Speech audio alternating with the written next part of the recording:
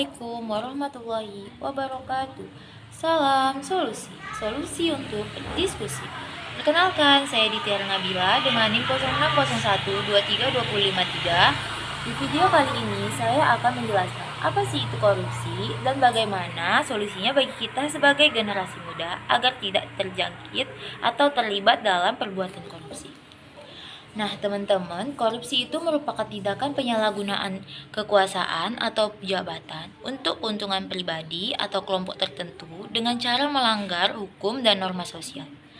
Berikut adalah penjelasan detail mengenai korupsi, definisi dan bentuk korupsi. Oke, teman-teman, korupsi dapat diartikan sebagai perbuatan yang melibatkan penyuapan, penggelapan, nepotisme, pemerasan, dan bentuk lain dari penyalahgunaan kekuasaan. Bentuk-bentuk korupsi yaitu penyuapan yang berarti memberikan atau menerima sesuatu yang berharga untuk mempengaruhi tindakan resmi atau keputusan pejabat publik. Yang kedua, ada penggelapan. Penggelapan yaitu menggunakan uang atau aset yang dipercayakan kepada seseorang untuk tujuan yang tidak sah. Yang ketiga, ada nepotisme, yaitu memberikan pekerjaan atau keuntungan lainnya kepada anggota keluarga atau teman dekat meskipun mereka tidak memenuhi syarat tersebut. Selanjutnya ada pemerasan, yaitu memaksa seseorang untuk memberikan sesuatu yang berharga dengan ancaman atau kekerasan serta tindakan ilegal lainnya. Selanjutnya ada penyalahgunaan kekuasaan, yaitu menggunakan kekuasaan publik untuk tujuan pribadi yang tidak sah. Adapun penyebab korupsi diantaranya yaitu yang pertama ada keserakahan dan kebutuhan finansial, yaitu dorongan untuk memperkaya diri sendiri secara cepat. Yang kedua ada kurangnya pengawasan dan penegakan hukum, yaitu lemahnya sistem pengawasan dan rendahnya resiko tertangkap. Selanjutnya yang ketiga ada budaya dan norma sosial, yaitu adanya toleransi terhadap tindakan korupsi dalam budaya tertentu. Selanjutnya ada sistem politik dan ekonomi, yang dimana sistem yang tidak transparan dan birokrasi yang terbelit-belit.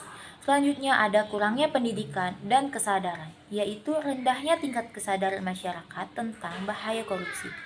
Adapun dampak-dampak korupsi yang memiliki dampak yang sangat merugikan baik bagi individu, masyarakat, maupun negara.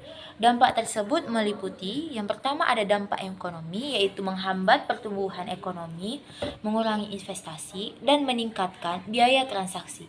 Selanjutnya ada dampak sosial, yaitu meningkatkan kesenjangan sosial dan ketidakadilan, serta menurunkan kualitas layanan publik seperti pendidikan dan kesehatan.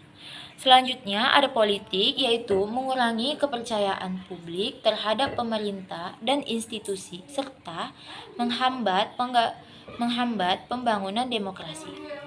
Selanjutnya ada faktor lingkungan, yaitu memicu eksploitasi sumber daya alam secara berlebihan dan merusak lingkungan sekitar. Adapun upaya dalam pencegahan dan pemberantasan korupsi, yaitu dapat dilakukan untuk beberapa cara yang meliputi penegakan hukum yang ketat, yaitu peningkatan pengawasan, investigasi, dan pemberian hukuman yang tegas bagi pelaku korupsi. Kita sebagai generasi muda memiliki peran penting dalam upaya pencegahan dan pemberantasan korupsi. Nah, berikut adalah beberapa solusi detail yang bisa kita lakukan sebagai generasi muda untuk melawan korupsi. Yang pertama yaitu pendidikan dan kesadaran. Mengikuti pendidikan anti korupsi, terlibat aktif dalam program-program pendidikan anti korupsi yang diselenggarakan oleh sekolah, universitas, atau organisasi non-pemerintah. Yang kedua yaitu menyebarkan informasi menggunakan media sosial dan platform digital lainnya untuk menyebarkan informasi mengenai bahaya korupsi dan pentingnya integritas.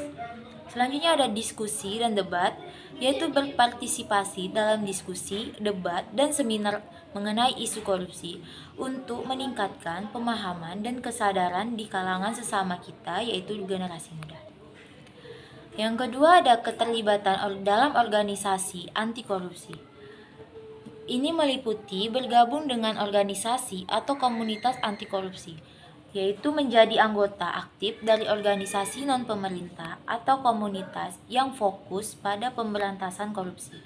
Selanjutnya yaitu menjadi sukarelawan dalam kegiatan kampanye anti korupsi, pendidikan masyarakat, atau program pencegahan korupsi lainnya. Selanjutnya yang ketiga ada transparansi dan akuntabilitas dalam kehidupan sehari-hari, yaitu memperhatikan transparansi yang mana kita bersikap terbuka dan jujur dalam segala aspek kehidupan, baik di lingkungan keluarga, sekolah, maupun di lingkungan kerja. Yang selanjutnya melaporkan tindakan korupsi, yaitu kita berani melaporkan tindakan korupsi yang diketahui kepada pihak berwenang atau lembaga terkait. Selanjutnya ada menghindari tindakan curang. Nah, ini kita harus menjauhi segala bentuk kecurangan seperti mencontek saat ujian atau melakukan kecurangan dalam kompetisi.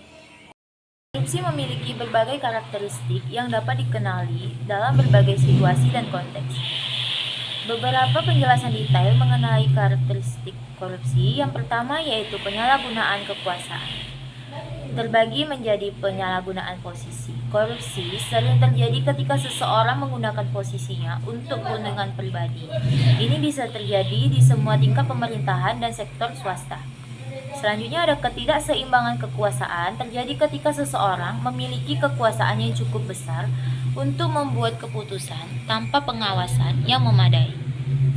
Yang kedua yaitu kepentingan pribadi di atas kepentingan publik, terbagi menjadi beberapa. Yang pertama, prioritas pada keuntungan pribadi. Pelaku korupsi tercenderung memprioritaskan keuntungan pribadi atau kelompok tertentu dibandingkan dengan kepentingan publik. Yang selanjutnya ada konflik kepentingan. Seringkali ada situasi di mana keputusan yang diambil oleh pejabat publik dipengaruhi oleh kepentingan pribadi atau hubungan pribadi. Yang ketiga ada transaksi ilegal dan rahasia. Transaksi rahasia, korupsi sering melibatkan transaksi yang dilakukan secara rahasia untuk menghindari deteksi. Selanjutnya ada penyuapan dan gratifikasi, yaitu pemberian uang, barang, atau jasa sebagai imbalan atas keuntungan yang tidak sah.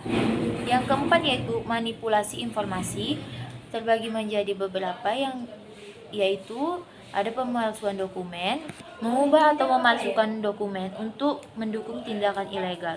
Selanjutnya ada penggelapan data, yaitu menyembunyikan atau mengubah informasi yang seharusnya dilaporkan. Yang kelima ada pelanggaran hukum dan etika. Tindakan ilegal, semua tindakan korupsi melanggar hukum dan peraturan yang berlaku. Selanjutnya melanggar norma etika, yaitu tindakan korupsi hanya melanggar hukum tapi juga norma-norma etika dan moral yang berlaku di masyarakat.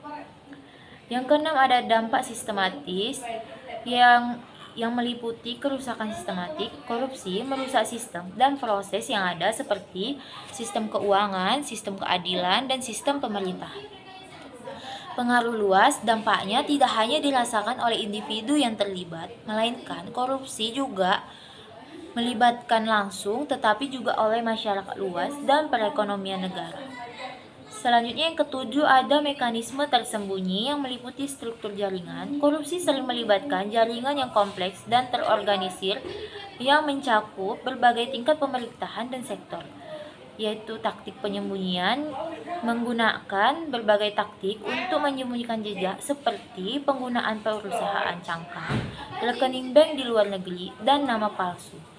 Yang ke-8 ada ketidaktransparan, meliputi kurangnya transparansi, yaitu kurangnya transparansi dalam proses pengambilan keputusan dan pengolahan keuangan publik sering menjadi lahan subur bagi korupsi. Demikianlah penjelasan saya mengenai video anti korupsi dan solusinya bagi kita sebagai generasi muda agar tidak terlibat dalam kegiatan korupsi. Lebih dan kurangnya saya mohon maaf. Saya akhiri. Assalamualaikum warahmatullahi wabarakatuh.